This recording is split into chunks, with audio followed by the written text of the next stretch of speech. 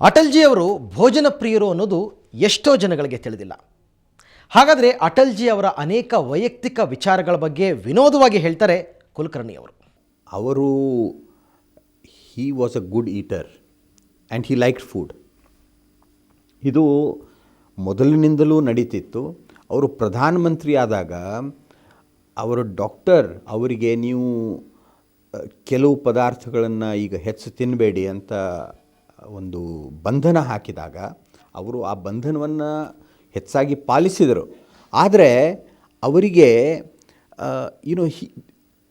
Good food was something that he had a weakness for. ಅಟಲ್ಜಿಯವರ ವ್ಯಕ್ತಿತ್ವ ಅದು ಬಹುಮುಖಿ ವ್ಯಕ್ತಿತ್ವ. ಅದು ಕೇವಲ ರಾಜಕಾರಣ, ಅದಕ್ಕಾಗಿಯೇ ಅದನ್ನು ಬಿಟ್ಟು ಮತ್ತು ಯಾವುದರಲ್ಲಿ ಅಭಿರುಚಿ ಇಲ್ಲ, ಇಂಟ್ರೆಸ್ಟ್ ಇಲ್ಲ ಅನ್ನುವ ಒನ್ ಡೈಮೆನ್ಷನಲ್ ಪರ್ಸ್ನಾಲಿಟಿ ಅವ್ರದ್ದಿರಲಿಲ್ಲ. ಅಟಲ್ ಬಿಹಾರಿ ವಾಜಪೇಯಿ ನಮ್ಮ ದೇಶದ ಮೊದಲ ಪ್ರಧಾನಮಂತ್ರಿ. ಅವರು ಪ್ರಧಾನಮಂತ್ರಿ ಎಷ್ಟು ದೊಡ್ಡವರಾಗಿದ್ದರೋ, ಎಷ್ಟು ಮಹಾನ್ ಪ್ರಧಾನಮಂತ್ರಿ ಆಗಿದ್ದರೋ, ಅಷ್ಟೇ ಮಹಾನ್ ಕವಿಯಾಗಿದ್ದರು. ಅಥವಾ ಅವರೇ ಹೇಳುವುದಾದರೆ, ನಾನು ಮೊದಲು ಕವಿ, ನಂತರ ರಾಜಕಾರಣಿ. ನಾನು ರಾಜಕಾರಣದಲ್ಲಿ ಬಂದದ್ರಿಂದ ನನ್ನಲ್ಲಿಯ ಕವಿ ಅವನು ಸೋತಿದ್ದಾನೆ, ಸಣ್ಣವನಾಗಿದ್ದಾನೆ ಅಂತ ಅವರು ಅನೇಕ ಬಾರಿ ಹೇಳಿದ್ದುಂಟು. ಮತ್ತು ಬಹುಶಃ ಅವರು ರಾಜಕಾರಣದಲ್ಲಿ ಬರೆದಿದ್ದರೆ ಹಿಂದಿ ಸಾಹಿತ್ಯದಲ್ಲಿ ಒಬ್ಬ ದಿಗ್ಗಜ ಕವಿಯಾಗಿ, ಲೇಖಕರಾಗಿ ಅವರು ಇತಿಹಾಸದಲ್ಲಿ ತಮ್ಮ ಹೆಸರು ಗಳಿಸ್ತಿದ್ರು, ಇದರಲ್ಲಿ ಸಂದೇಹವಿಲ್ಲ. ನೋಡಿ, ಅವರ ಕಾವ್ಯ ಕೂಡ ಅನೇಕ ಭಾವನೆಗಳ, ಅನೇಕ ವಿಚಾರಗಳ, ವಿವಿಧ ಭಾವನೆಗಳ ಒಂದು ಸುಂದರ ಸಂಗಮ ಅದರಲ್ಲಿ ನಾವು ನೋಡ್ತೇವೆ. ಅವರ ಕವನ ಸಂಗ್ರಹ 1993ರಲ್ಲಿ ಅದಕ್ಕಿಂತ ಮೊದಲು ಕೂಡ ಕೆಲವು ಸಂಗ್ರಹಗಳು ಬಂದವು. ಆಗ ಒಂದು ಪ್ರಸಿದ್ಧ ಕವನ ಸಂಗ್ರಹ ಬಂತು, ಮೇರಿ 51 ಕವಿತಾಯೆ. ಈ ಕವನ ಸಂಗ್ರಹವನ್ನು ಆಗಿನ ಪ್ರಧಾನಮಂತ್ರಿಯಾಗಿದ್ದ PV ನರಸಿಂಹರಾವ್ ಬಿಡುಗಡೆ ಮಾಡಿದರು. ಈ ಕವನ ಸಂಗ್ರಹವನ್ನು ನೀವು ಓದಿದರೆ, ಇದು ಹಿಂದಿಯಲ್ಲಿದೆ, ಅತ್ಯಂತ ಸುಂದರ. ಅವರ ಹಿಂದಿ ಅದು ನಿಜವಾಗಿಯೂ it is ಅನ್ಪ್ಯಾರಲಲ್ಡ್ in its beauty. ನಾನು ಈ ಕವನ ಸಂಗ್ರಹದಲ್ಲಿಯ ಕೆಲವು ಕವಿತೆಗಳನ್ನು ಅಥವಾ ಕವಿತೆಗಳ ಅಂಶಗಳನ್ನು ನಾನು ನಿಮ್ಮ ಮುಂದೆ ಇಡಬಯಸ್ತೇನೆ. ಯಾಕಂದರೆ ಕರ್ನಾಟಕದ ಜನತೆಗೆ ಕವಿ ಅಟಲ್ಜಿ ಅವರ ಪರಿಚಯ ಆಗಬೇಕು. ಯಾರಿಗೆ ಹಿಂದಿ ಗೊತ್ತಿದೆ ಅವರಂತೂ ಓದ್ತಾರೆ, ಅಥವಾ ಕೆಲವು ಕವನಗಳು ಈಗ ಇಂಟರ್ನೆಟ್ ಮೇಲೆ ಕೂಡ ಇವೆ. ನೋಡಿ, ಅದರ ಒಂದು ಪ್ರಮುಖ ಭಾವ ಅವರ ಕಾವ್ಯದಲ್ಲಿ ಅದು ರಾಷ್ಟ್ರಪ್ರೇಮ, ಪೇಟ್ರಿಯಾಟಿಸಮ್, ಇಂಟೆನ್ಸ್, ವೈಬ್ರೆಂಟ್ पेट्रियाटिज्म. जीता जागता राष्ट्र पुरुष. भारत जमीन का टुकड़ा नहीं, जीता जागता राष्ट्र पुरुष है. हिमालय इसका मस्तक है, गौरी शंकर शिखा है. कश्मीर किरीट है, पंजाब और बंगाल दो विशाल कंधे हैं.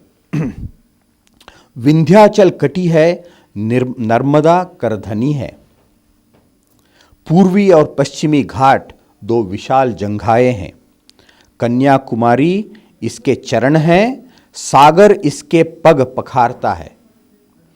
पावस के काले काले मेघ इसके कुंतल केश है. चांद और सूरज इसकी आरती उतारते हैं. यह वंदन की भूमि है, अभिनंदन की भूमि है. यह तर्पण की भूमि है, यह अर्पण की भूमि है. इसका कंकर कंकर शंकर है, इसका बिंदु बिंदु गंगा जल है. हम जिएंगे तो इसके लिए, मरेंगे तो इसके लिए. ಜಗಜಿತ್ ಸಿಂಗ್ ಅವರ ಹಾಡಿದ ಅಟಲ್ಜಿಯವರ ಕವನ ಕ್ಯಾ ಖೋಯಾ ಕ್ಯಾ ಪಾಯಾ ಇದರ ಬಗ್ಗೆ ಹೇಳಿದೆ. ಇದೇ ರೀತಿ ಲತಾ ಮಂಗೇಶ್ಕರ್ ಕೂಡ ಅವರ ಮತ್ತೊಂದು ಕವನವನ್ನು ಅತ್ಯಂತ ಸುಂದರವಾಗಿ ಮನೋಹಾರಿಯಾಗಿ ಹಾಡಿದ್ದಾರೆ. ಆವೋ ಮನ್ ಕಿ ಗಾಠೆ ಖೋಲೆ. ಇದು ಕೂಡ ಯೂಟ್ಯೂಬ್ನಲ್ಲಿದೆ, ಇದನ್ನು ಕೇಳಿ. ಅವರು ಎಲ್ಲಿ ಒಳ್ಳೆಯ ಕಲಾಕಾರರಿದ್ದಾರೆ, ಲೇಖಕರಿದ್ದಾರೆ, ಗಾಯಕರಿದ್ದಾರೆ, ವಿಚಾರಕರಿದ್ದಾರೆ, ಅವರೆಲ್ಲರನ್ನೂ ಗೌರವಿಸುವ ಒಂದು ಪ್ರವೃತ್ತಿ ಅಟಲ್ಜಿಯವರದಾಗಿತ್ತು. He used to go out of his way to recognise and praise artist and writers and intellectuals of great calibre. ಮತ್ತೊಂದು ಉದಾಹರಣೆ ಕೊಡ್ತೇನೆ. ಪಾಕಿಸ್ತಾನದ ಪ್ರಸಿದ್ಧ ಗಜಲ್ ಗಾಯಕ ಮೆಹದಿ ಹಸನ್. ಮೆಹದಿ ಹಸನ್ ಅಂತೂ ಗಜಲಿನ ಜಗತ್ತಿನಲ್ಲಿ he is called the king of ghazals.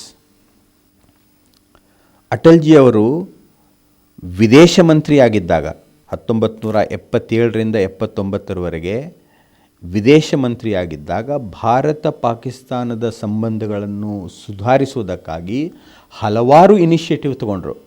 ಅದರಲ್ಲಿ ಕೇವಲ ಪೊಲಿಟಿಕಲ್ ಅಥವಾ ಡಿಪ್ಲೊಮ್ಯಾಟಿಕ್ ಇನಿಷಿಯೇಟಿವ್ಸ್ಗಳಿರಲಿಲ್ಲ.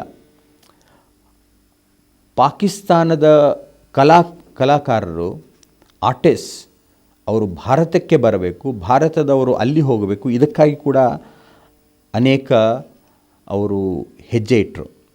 ಅದರಲ್ಲಿ ಒಂದಂದರೆ, ಆಗ ಮೆಹದಿ ಹಸನ್ ಅವರನ್ನು ಅವರು ಭಾರತಕ್ಕೆ ಆಮಂತ್ರಿಸಿದರು. ತಮ್ಮ ಮನೆಯಲ್ಲಿಯೇ ಒಂದು ಗಜಲ್ ಕಾನ್ಸರ್ಟ್ ಮಾಡಿದರು. That ghazal concert by Mehdi Hassan at Atal Bihari Vajpayee's house, it went on for hours and hours together. It is still most cherished, most remembered by all the lovers of ghazals. ಭಾರತದ ಪ್ರಧಾನಮಂತ್ರಿಯಾದಾಗ ಒಮ್ಮೆ ಸುದ್ದಿ ಬಂತು, ಮೆಹದಿ ಹಸನ್ ಅವರು ಅತ್ಯಂತ he's become very, not just old but very ill and hospitalized. ಇದನ್ನು ಕೇಳಿದ ಕೂಡಲೇ ಅಟಲ್ ಬಿಹಾರಿ ವಾಜಪೇಯಿ ಅವರು ಮೆಹದಿ ಹಸನ್ ಅವರಿಗೆ ಒಂದು ಪತ್ರ ಬರೆದು, ನೀವು ಬೇಗನೆ ಗುಣಮುಖರಾಗಿರಿ, ಅದಕ್ಕಾಗಿ ನಾನು ಪ್ರಾರ್ಥಿಸ್ತೇನೆ ಅಂತ. that letter was so well appreciated by the people of Pakistan, especially the cultured and artistic sections of Pakistani society. ಈಗ ಮೆಹದಿ ಹಸನ್ ಅವರು ಕೂಡ ಹಾಡುವ ಸ್ಥಿತಿಯಲ್ಲಿಲ್ಲ, ಅತ್ಯಂತ ಕ್ಷೀಣರಾಗಿದ್ದಾರೆ. ಆದರೆ ನಾನು ಹೇಳಬಯಸುವುದೇನೆಂದರೆ, ಮೆಹದಿ ಹಸನ್ ಆಗಲಿ,